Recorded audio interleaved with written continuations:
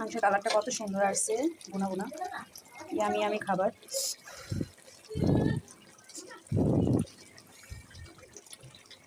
দেখো গরুর মাংসটা খুব সুন্দরভাবে সিদ্ধ হয়ে গেছে।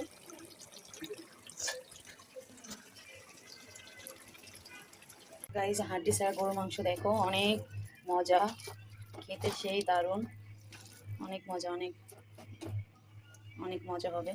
আর হাড্ডি ছাড়া মাংসগুলো দেখতেও সুন্দর লাগে, খেতেও মজা লাগে। দেখো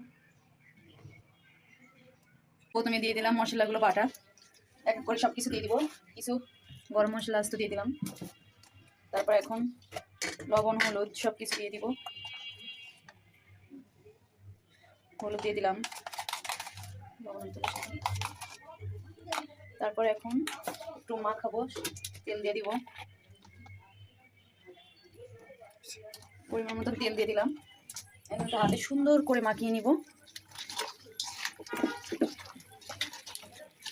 সুন্দর করে মশলা দিয়ে একটু মাখিয়ে রাখবো, অনেকক্ষণের জন্য মাখিয়ে রাখবো। এখানে 2 কেজি মাংস আছে, শুধু হাড্ডি ছাড়া মাংস। কিছুক্ষণ মিনিট করে রেখে দিব সুন্দর করে। এখন একটু হালকা পানি দিব, ধরো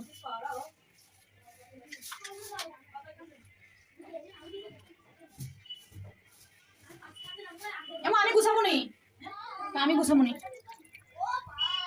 এখন একটু মাখিয়ে রাখলাম, ঢেকে দিব।